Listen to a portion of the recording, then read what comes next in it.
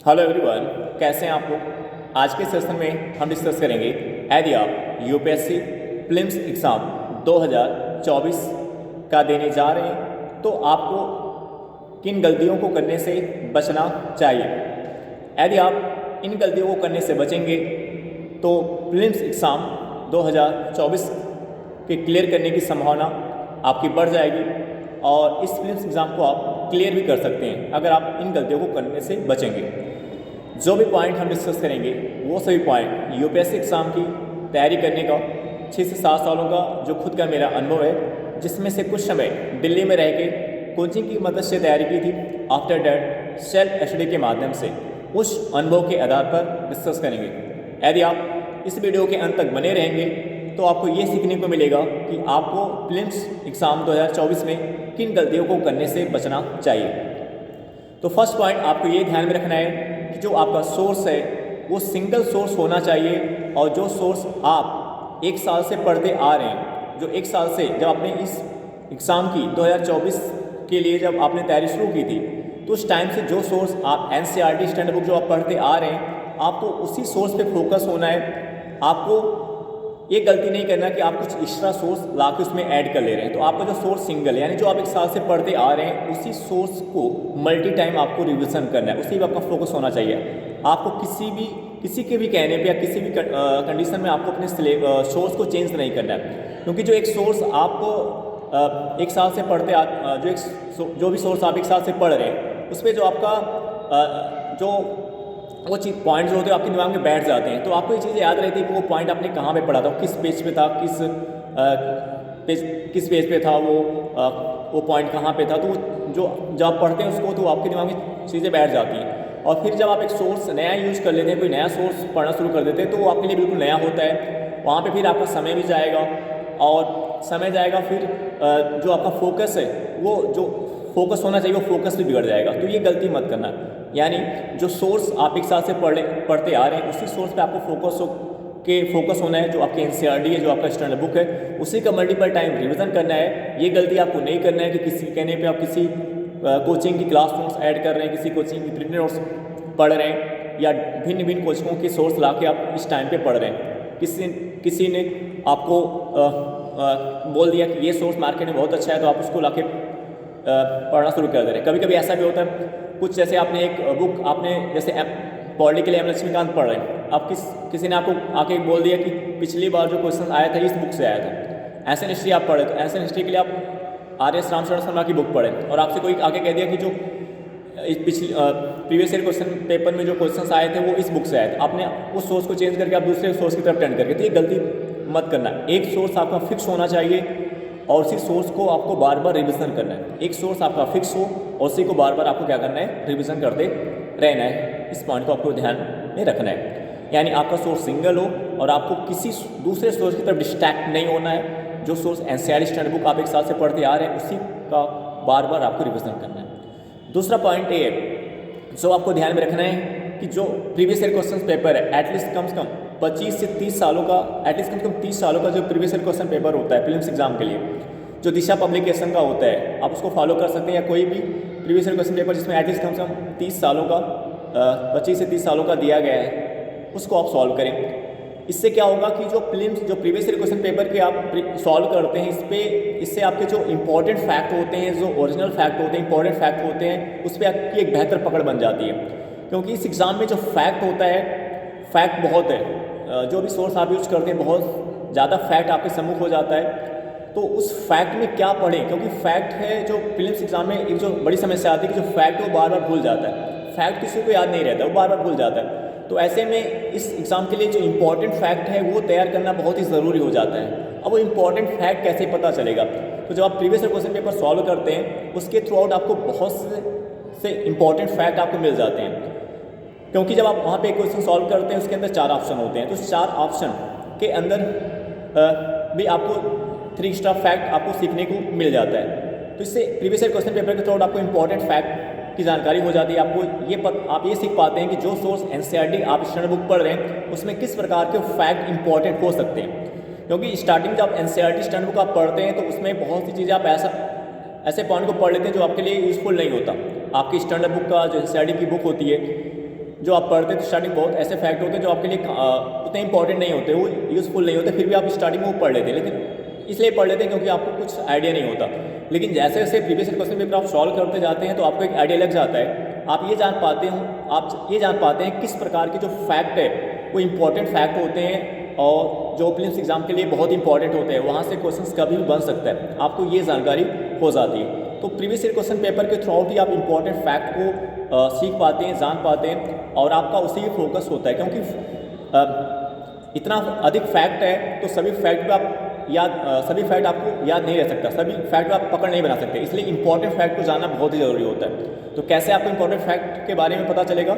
जो आपका previous year question paper है उसका जितनी टाइम मल्टीपल टाइम आप रिविजन करेंगे उससे आप इंपॉर्टेंट फैक्ट पे आपकी बेहतर पकड़ बन जाएगी। साथ ही साथ जो स्टैंडर्ड बुक आपने यूज किया है अपनी स्टडी के लिए, उसमें भी जो इंपॉर्टेंट फैक्ट होते हैं आप ये जान पाओगे, अच्छा ये फैक्ट प्रीलिम्स के लिए मोस्ट इंपॉर्टेंट है, तो आप उस पॉइंट को भी पकड़ पाओगे कि स्टैंडर्ड बुक एनसीईआरटी का जो ये फैक्ट है ये इस पर प्रीलिम्स एग्जाम में कभी भी क्वेश्चन बन सकता है, ठीक है ना।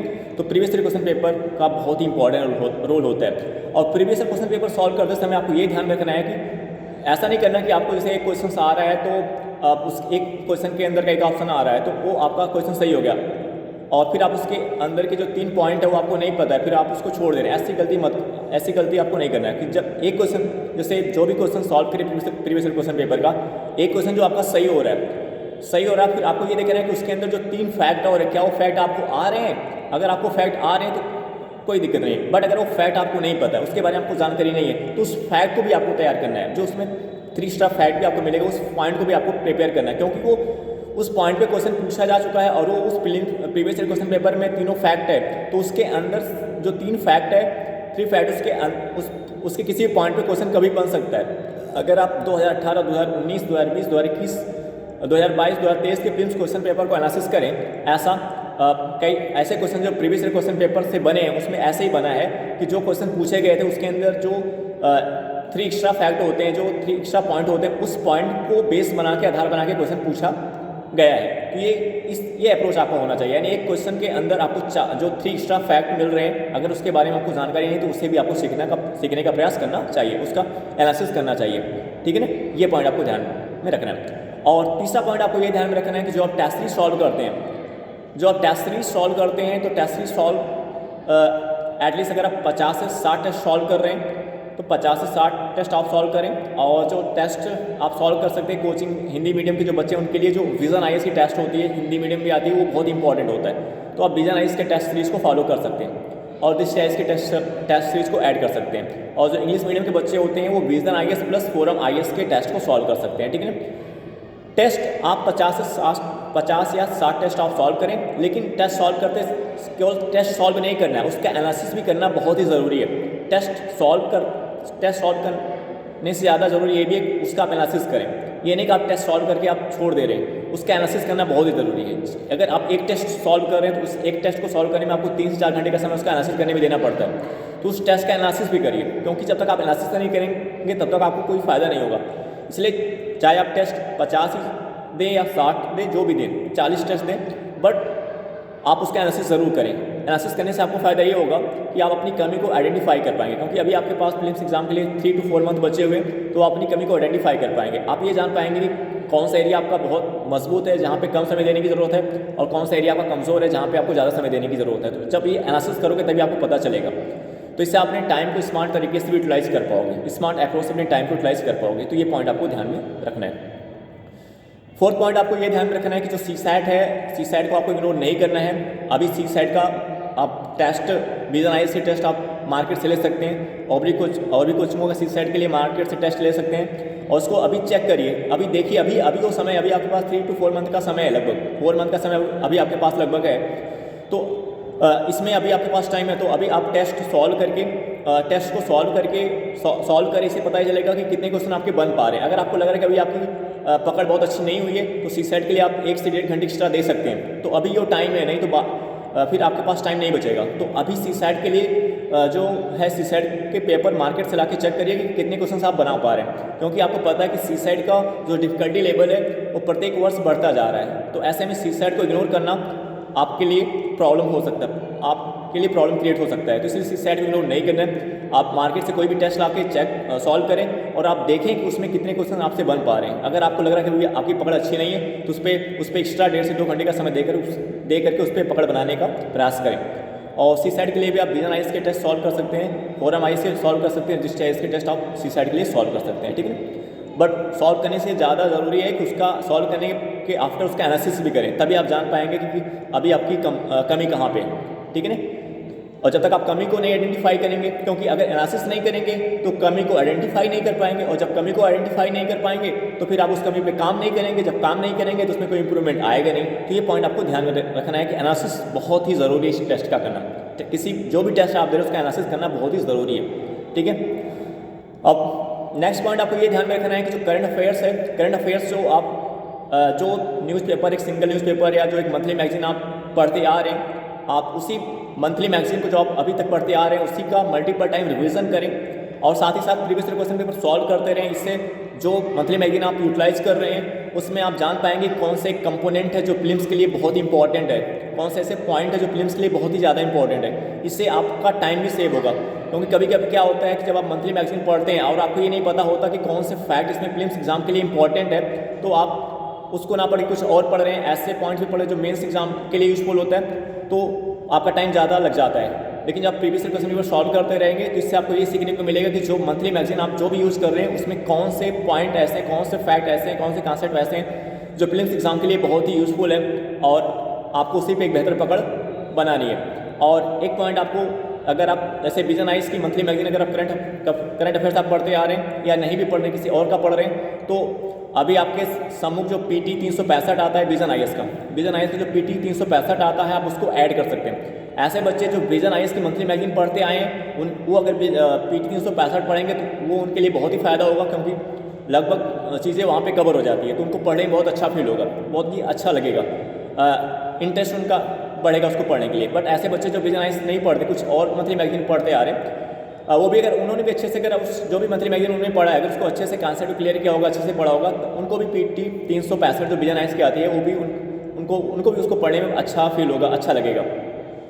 और क्योंकि PT जो विजन आइज की PT 365 होती है वो प्रीलिम्स एग्जाम के लिए बहुत इंपॉर्टेंट होता है। लगभग 99% टॉपर्स जो होते हैं वो PT 365 प्रीलिम्स के लिए PT 365 को फॉलो करते हैं विजन आइज की। 99% यूपीएससी टॉपर प्रीलिम्स एग्जाम के लिए PT 365, करंट अफेयर्स के लिए PT 365 प्रीलिम्स एग्जाम के लिए फॉलो करते हैं विजन आइज की। तो विजन आइज की जो PT 365 आती है प्रीलिम्स एग्जाम के लिए बहुत ही इंपॉर्टेंट होता है। हाँ, वो उसके अंदर कंटेंट आपको तभी समझ में आएंगे जब आप जब से आपने तैयारी इसकी शुरू की थी उस समय से आप एक बेसिक न्यूज़पेपर या कोई मंथली मैगजीन आप पढ़ते आए हैं, तो ये आपके लिए बहुत ही यूज़फुल होगा। यदि आप इतना काम करते हैं तो यूपीएससी प्रीलिम्स एग्जाम 2024 में पास होने की आपकी संभावना बढ़ जाएगी। और इस एग्ज़ाम को अगर आप इस पॉइंट पे फोकस करते हैं, अपनी स्टडी को अपना फोकस बनाए रखते हैं, डिस्ट्रैक्ट नहीं होते हैं, तो इस प्रीलिम्स एग्ज़ाम को आप आसानी से क्लियर भी कर सकते हैं। आई होप दैट ये वीडियो आपको समझ में आया होगा। अब हम आपसे नेक्स्ट वीडियो में मिलेंगे। Okay, bye.